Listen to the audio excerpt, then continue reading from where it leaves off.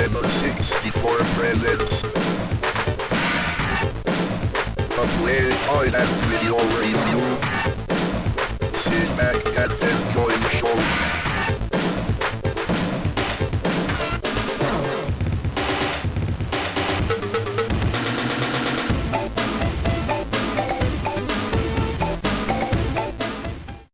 Hey there, in this Lemon 64 player guide and review, we'll be checking out Outrun Europa, developed by Probe Software and released by US Gold in the summer of 1991. Yo, Outrun.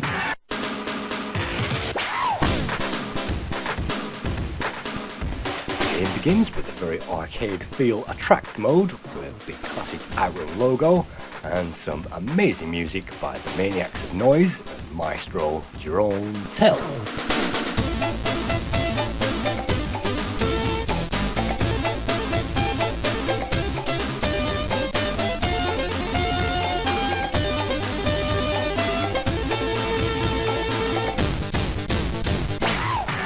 Outrun Europa was originally intended to be released after the original Outrun, but when Turbo Outrun came along, the entire Outrun Europa project was shelved, and that eventually came out in 1991.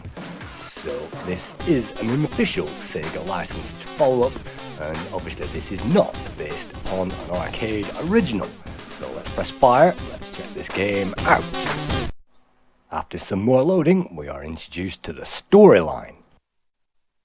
As we catch up to our hero, Simeon Kurtz, he's just about to steal a bike from outside a cafe in London, and unfortunately thieves have stolen some important documents, and so he has to use all available transport to track those thieves down and save the day.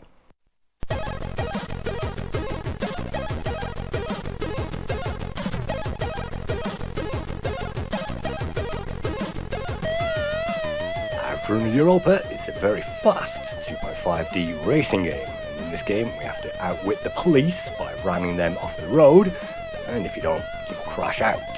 The police are also important for another reason, and if they manage to pull us over, then that's an instant life over, and we'll have to choose to continue, or that's game over. You gain 3 continues, 3 credits, and if you choose no, then you'll be arrested, sent all the way back to the title screen, and you'll have to try that all over again.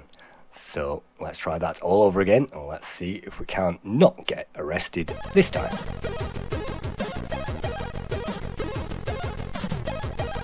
When we begin, our boost level isn't 100%, but you can see I picked up a canister of boost just on the opening to the level, and if you line that up perfectly, you should have full boost going onto the level. If you hit one thing hard, then you'll have to use up maybe a quarter of your boost just to catch up to the time. And the time limits in this game are absolutely merciless. If you crash out, you'll not reach the checkpoint in time. And if you crash into 2 things, or one thing very hard, you might use half of your boost just to catch up that time. And of course, if you have a major off, you'll have to use up all of that available turbo just to catch up.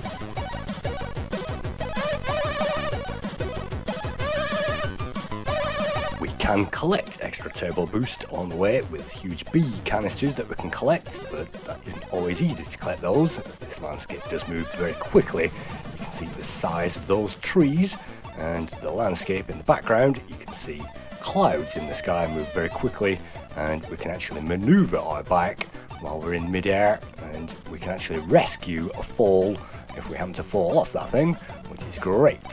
See, the traffic have to be rammed into the side, and they will eventually back off, and you'll also have other agents on our tail as well. Taxi cabs and police, and a tight deadline, and great tunnels and mega speed in this adventure.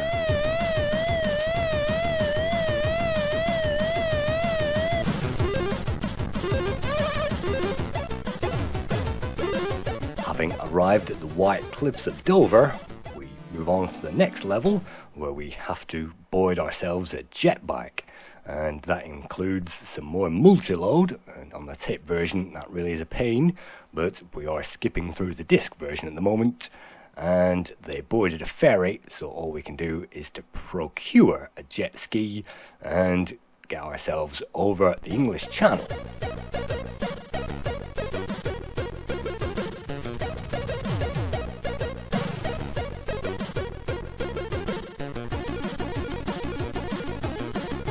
On the second level, the sides of the road disappear and we have a whole 2 screen widths to get across this English channel. Again, the enemies are on our tail in speedboats. You can see the police are in the blue speedboats, and if we collide into the back of those, again, it's another life over. And yellow speedboats are our fellow agents. We have to ram into those simply to survive. And there are whirlpools and logs and things that we have to avoid, like lighthouses and rocks. Logs in the way will stop us dead, and those helicopters will rain down firepower onto our heads. So it's very much an avoid 'em up. You have to stay pedal to the metal all the way in order to make every single checkpoint.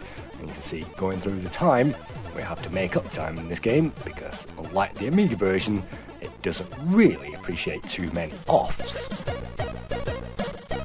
There are also several collectibles to pick up on the way. If you notice any red boxes, they will replenish our ground-to-air missiles, which we can use against those helicopters. One press of the fire button on target should get rid of those. And there is also extra boost on offer. You might see barrels of boost hanging around, but those are very difficult to spot, especially with all this action going on.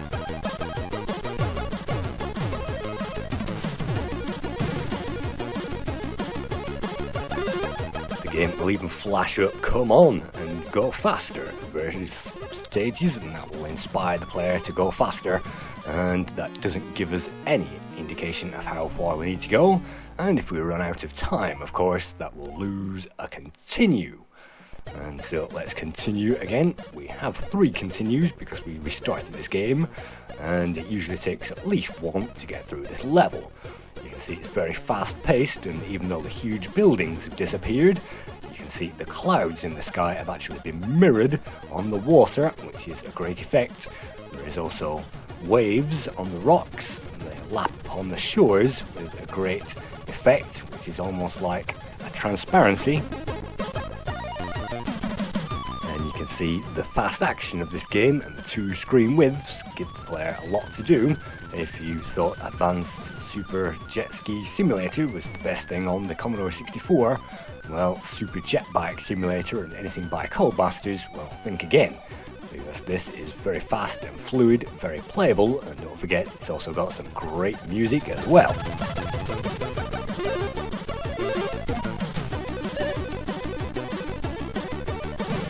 Oops, we seem to have blown ourselves up on our old missile, and it is possible to do that. If you follow that across the screen, you can blow yourself up, and so sometimes it's best to avoid firing missiles at all costs.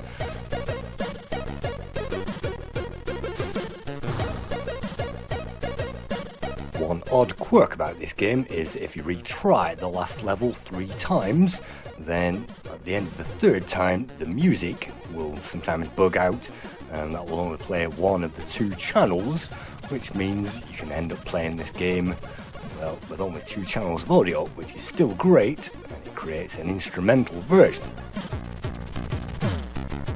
Under normal circumstances, if we manage to make it all the way, then we'll gain the actual sand on the other side. Yes, the seashore, we can actually land on that, unlike the Amiga version where we had to pull up onto a pier.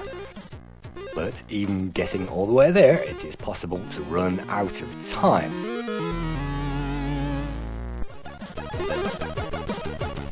Returning again to our playthrough of this game, you can see we are just about to run out of time again, just by taking too many hits just before that line.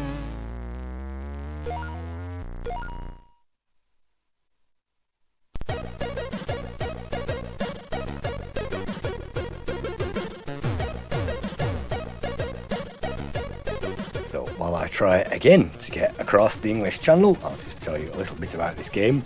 It was coded by Neil Coxhead, who started out on the Commodore 64 with the superb Advanced Tactical Fighter ATF in 1988, which was a 3D flight simulator, and he then went on to the much less impressive conversion of Galaxy Force, the Sega arcade game, on the Commodore 64 in 1989. And after Outrun Europa, he moved on to Ocean's Robocop 3 in 1992. The graphics graphics were created by Mark Jones and Drew Northcott. Mark Jones created the graphics for many games, including Rampage on the C64, Hellfire, which is another great 3D helicopter game, almost like First Strike that we saw, and games like Altered Beast, and even the 64 conversion of Atomic Robo Kid.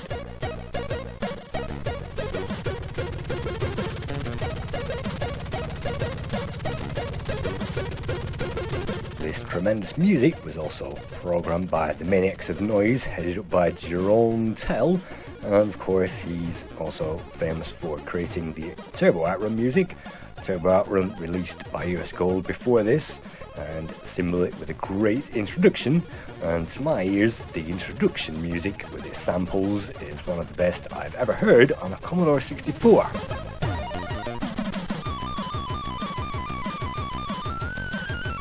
I think the music in this game is superb, and it matches these great graphics and this fluid control, and I really do think that this game is a step above many racers on the Commodore 64.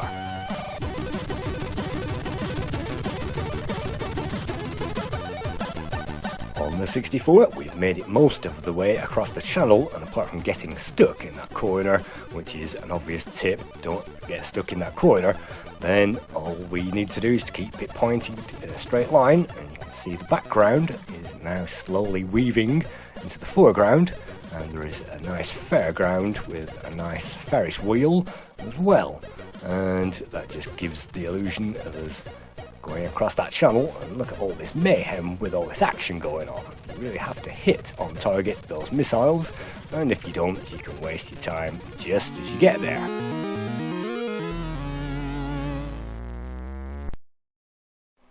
Back to the multi-load, and I think the multi-load probably spoils this game a little bit, although it's not as bad as Turbocharge, and it's great that we get some storyline as well. You can see we've made it to France, and in our pursuit we've picked up a Porsche, and Simeon, powered by a Porsche, left on the docks is our next mission. We need to get those bandits. We need to get all the way over from this location down into Spain, and then we need to take a speedboat from Spain across to Italy and finally into Germany. But you won't be able to see that on this playthrough because this is as far as I've ever got. And once again, I really love the fast-paced action, the very fluid arches and the very tall trees, perhaps the tallest trees I've ever seen on a 64. And once again, the clouds move, the horizon moves, and all these semi-intelligent traffic get in our way, and you can't always avoid those. Sometimes you have to use the boost, and on this particular level you can see I'm trying to save the boost because it's even more tight on the time.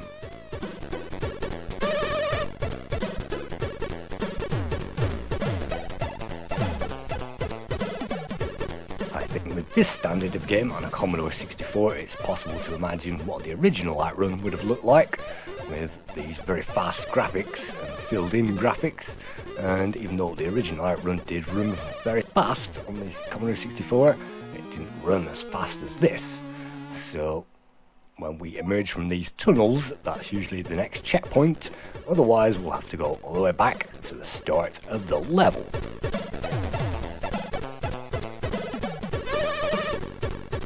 Trying to avoid the first car in this game has already wasted some boost, and it's important to have full boost at all times, otherwise you will not have the time. And a multitude of wild jumps in the road means that we are airborne for some time, and we have to make sure that we make all these jumps and all these corners first time, of course. And so sometimes the player's reactions will be tested to the max.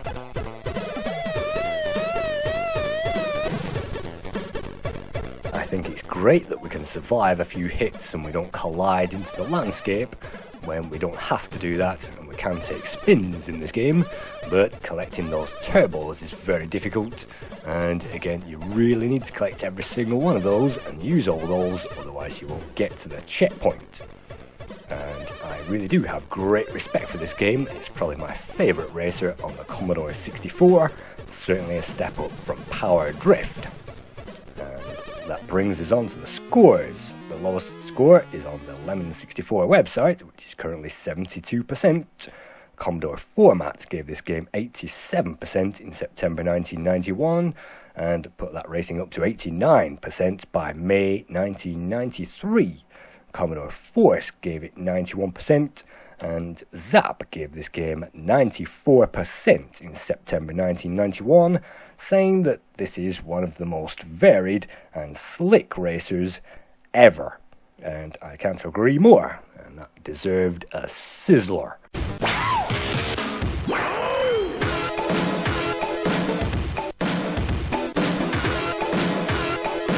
But unfortunately, that's the end of my talent. I've only managed to get up to the 3rd level on the C64 version, and on the Amiga I can complete it. So it's certainly very hard, very difficult, even for the pro gamer, and I think a lot of effort has been put into this game. So thank you once again for viewing a play guide and review to another Commodore 64 masterpiece, and I hope to see you again for another one next week.